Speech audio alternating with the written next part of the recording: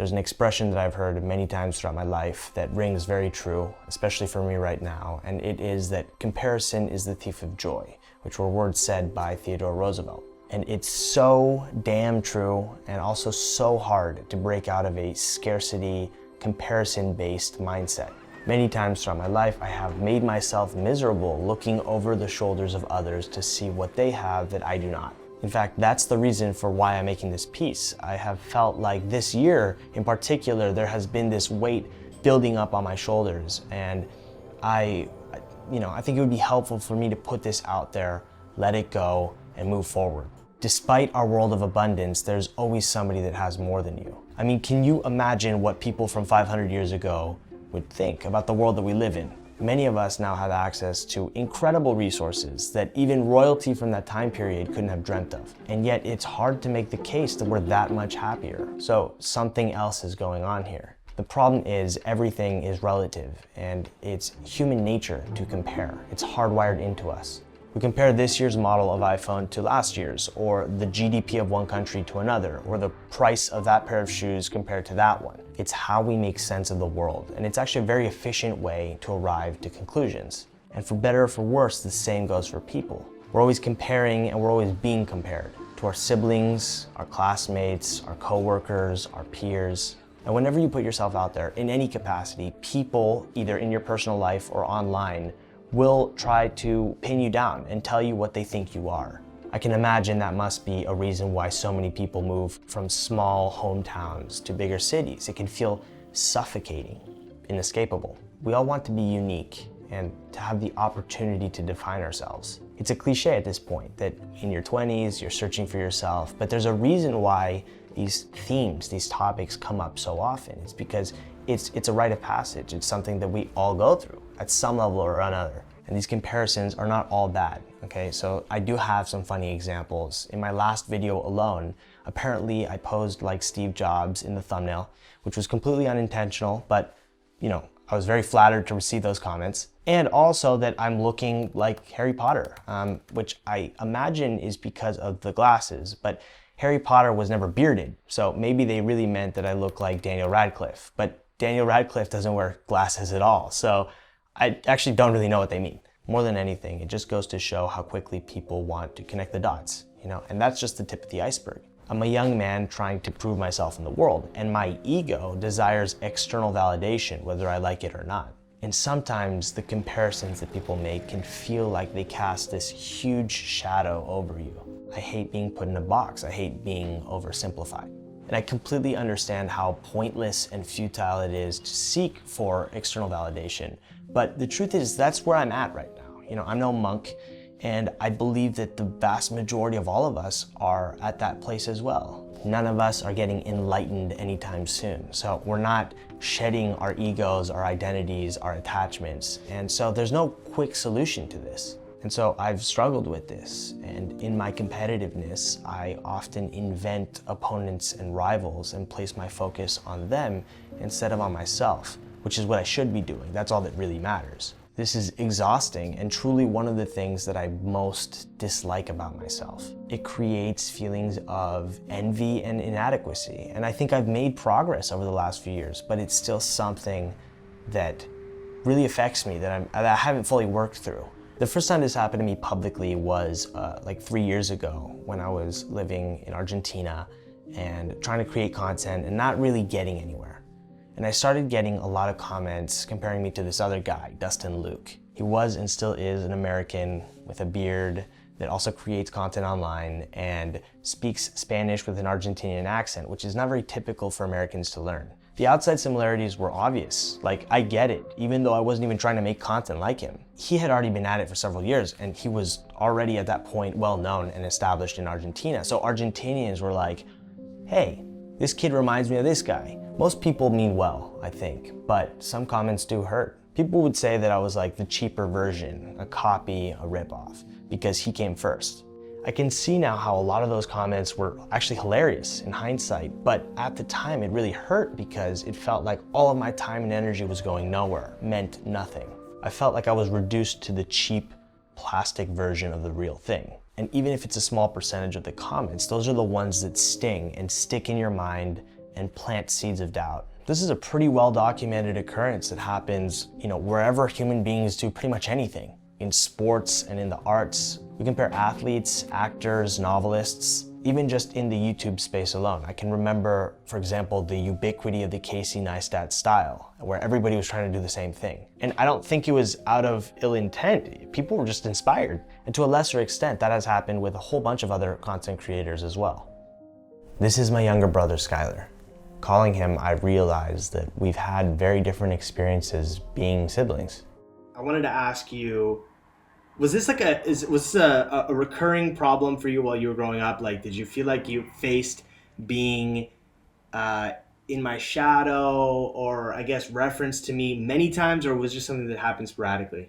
Being like compared, at least in a younger sibling sense, is not it's not one set thing. Like, I like being compared, I don't like being compared. It's very context based. Some instances would really bother me, I guess, just depending on the context, and other times it'd just be like, yeah, okay. And at other times it would also be like a cool thing, like, okay, yeah, I'm Nathan's brother, and it just kind of becomes like part of your identity. And again, I'm only speaking for myself, but like, that's how it kind of was. I can remember that being what people would say, like at summer camp and stuff like that. I actually remember that being like very common, hearing that, oh, you guys are brothers. And I think my perspective was very different because I never felt like I was Skyler's brother. People automatically made me like that. I didn't have to deal with that, basically. You know what I mean?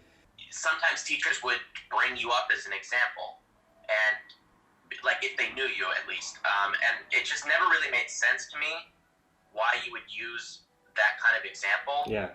Because let's say I was a kid who didn't have a sibling.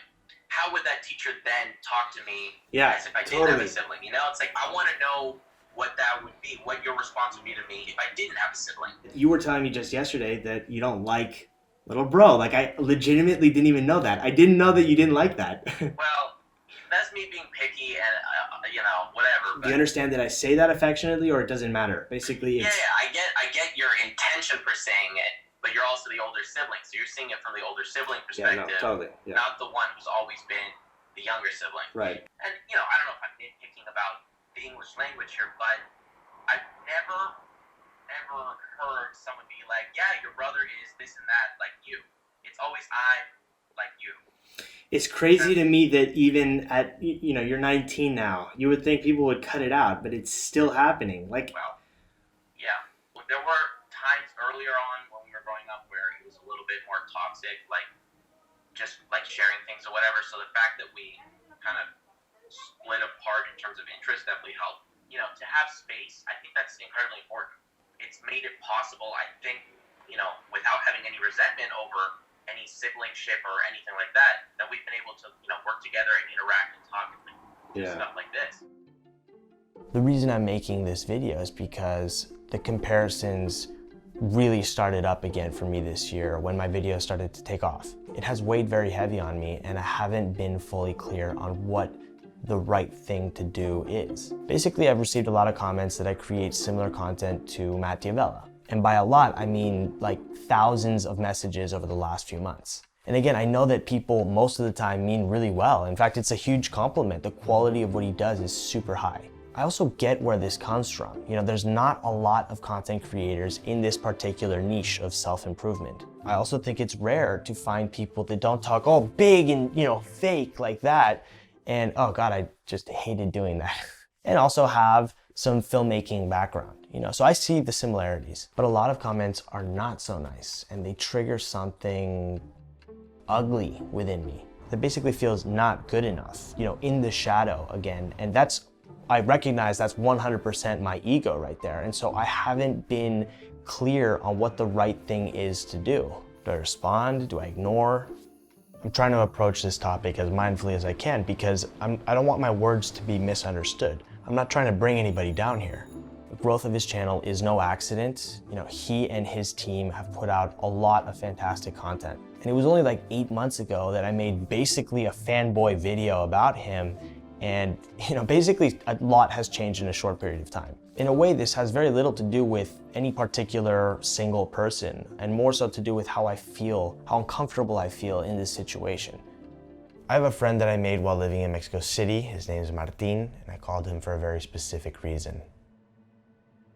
So you're basically one of the founders of Enchufe TV, which now has like 21.5 million subscribers. I just checked this morning, it has over 7.5 billion views. So we're talking almost the population of the world at this point.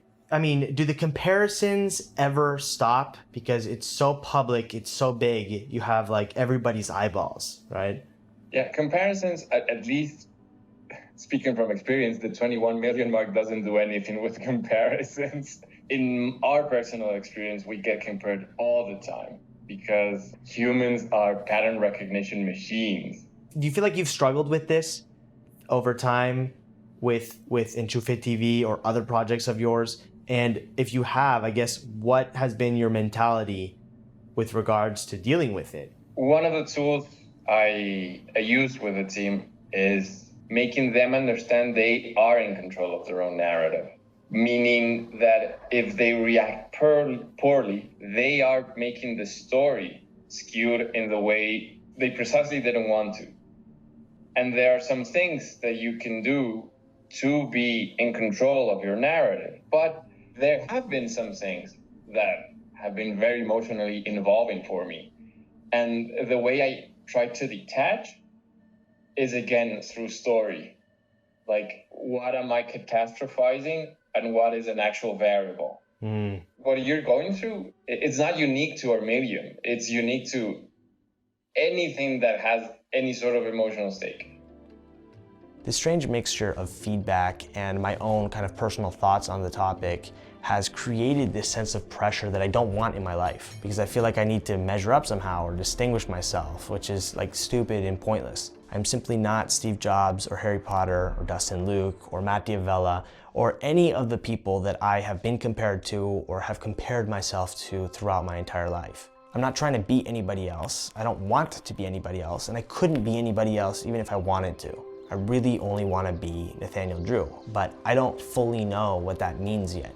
And as I feel like I've mentioned in almost every single one of my videos, I'm not here to provide the answers or be a guru or an expert on anything. I really just want to share where I am at this stage of my life as honestly and as vulnerably as I can, to essentially share where I'm at with things. And I only recently just turned 22, so I fully understand how clueless I am, whether I like it or not.